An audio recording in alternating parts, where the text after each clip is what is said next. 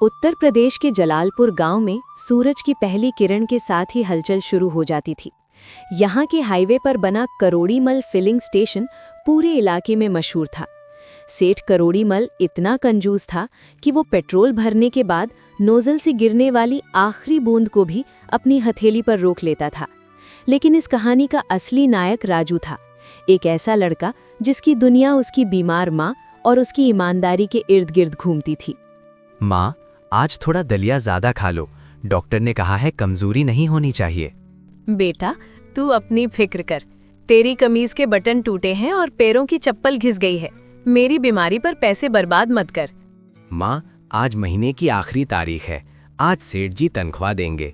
आज शाम को मैं शहर से बड़ी वाली दवाई और तेरे लिए एक नई साड़ी लेकर आऊंगा। बस तू अपना ख्याल रख। राजू अपनी टूटी साइकिल लेकर निकलता है। रास्ते में वो देखता है कि विक्की अपनी सफेद कोरोला गाड़ी के पास खड़ा होकर किसी से फोन पर कह रहा है, भाई कोड याद रखना, 1 2 3 4। जैसे ही मैं ये दबाऊंगा सारा माल अंदर। राजू इस पर ज्यादा न ध्यान देकर पेट्रोल पंप पर पहुंच जाता है। अचानक पंप पर एक साथ दो बड़ी टूरिस्ट बसें आकर रुकती हैं। एक में कॉलेज के बच्चे हैं और दूसरी में विदेशी सैलानी। अरे ओ भाई, पानी है क्या? ये क्या रेगिस्तान में पंप खोल रखा है? प्यास से गला सूख रहा है। राजू, पानी बाद में पिलाना, पहले इन बसों की टंकियां फुल कर। 50,000 रुपए का धंधा है, एक भी ग्राहक छूटना नहीं चाहिए। पंप पर अफरा तफरी मच जाती है। कोई टॉयलेट ढूंढ रहा है, कोई चिप्स मांग रहा है। राजू अकेला सबको संभाल रहा है। तभी विक्की की सफेद कोरोला दनदनाती हुई आती है और सीधे नोजल के पास रुकती है। ओए छोटे, बहुत भीड़ है, मेरा काम जल्दी कर, 20,428 रुपए का पेट्रोल डाल दे। भाई साहब, जरा लाइन में आइए, पहले बस का नंबर है। ये देखो सेठ जी, 500 रुपए का नोट ऊपर से दूंगा अगर मेरा काम पहले हुआ तो। राजू, पहले विक्की भाई का काम कर, बस वाले तो खड़े ही रहेंगे। राजू नोजल लगाता है। विक्की गाड़ी के अंदर बैठकर एक छोटा सा रिमोट निकालता है। उस रिमोट पर 4 बटन थे, 1 2 3 और 4। विक्की धीरे से गुनगुनाता है, पहले दबाया 1, पाइप खुला, फिर 2, मोटर शुरू, फिर 3, टंकी बंद और 4, माल कैन के अंदर। हो गया साहब। अबे ओए चोर, ये क्या किया तूने? देख टंकी खाली है। क्या? ऐसा कैसे हो सकता है? मशीन का कांटा तो सही चला है। अरे ओ टूरिस्ट भाइयों, देखो ये पंप वाले लूट रहे हैं। 20,000 रुपए ले लिए और गाड़ी में एक बूंद तेल नहीं डाला। हाँ, ये सेठ शक्ल से ही चोर लगता है, मारो इसे। सैलानी और टूरिस्ट मिलकर सेठ को घेर लेते हैं। विक्की मौका पाकर बिना पैसे दिए गाड़ी भगा ले जाता है। सेठ का गुस्सा राजू पर फूटता है। राजू, तूने अपनी जेब भरने के लिए ये सब किया? अब ये 20,400 रुपए तेरी तनख्वाह से कटेंगे। अगले 6 महीने तक तू बिना पैसे के काम करेगा, और अगर भागा तो पुलिस को दे दूंगा। राजू हार नहीं मानता।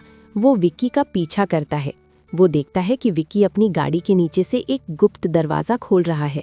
राजू वहीं छिपकर विक्की की बातें सुनता है। ये 1 2 3 4 का कोड क्या कमाल का है। पहले बटन से वॉल्व खुलता है, दूसरे से पंप। किसी को कानों कान खबर नहीं हुई।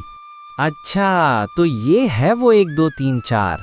अब देखो मैं तुम्हें कैसे फंसाता हूँ। विक्की भेष बदलकर दाढ़ी लगाकर पंप पर आता है। सेठ जी, मेरे पास 200 लीटर तेल है, आधे दाम पर लोगे? हाँ हाँ, क्यों नहीं। राजू, जरा तेल चेक कर। मालिक, तेल तो ठीक है, पर इसे निकालने के लिए गाड़ी के अंदर लगे उस खास रिमोट की जरूरत पड़ेगी। कैसा रिमोट? मैं नहीं जानता। ये देखिए मालिक, ये है वो रिमोट। अब मैं आपको जादू दिखाता हूँ। राजू बटन दबाता है। 1, पाइप खुला, 2, मोटर चली, 3 और 4।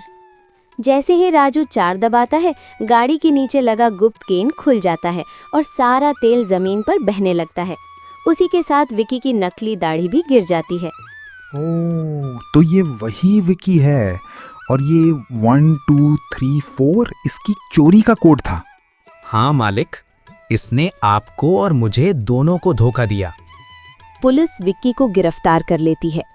सेठ को अपनी गलती का एहसास होता है। वो राजू के हाथ में 20,400 रुपए की पूरी तनख्वाह और 10,000 रुपए अपनी तरफ से इनाम रखता है। राजू, मुझे माफ कर दे। मैंने अपनी लालच में तेरी ईमानदारी को नहीं पहचाना। ये पैसे ले और अपनी माँ का सबसे बड़े अस्पताल में इलाज करा। राजू की आंखों में आंसू थे, पर आज वो आंसू दुख के नहीं, जीत के थे। उसने अपनी साइकिल उठाई और माँ के लिए नई साड़ी और दवाइयाँ लेकर घर की ओर निकल पड़ा।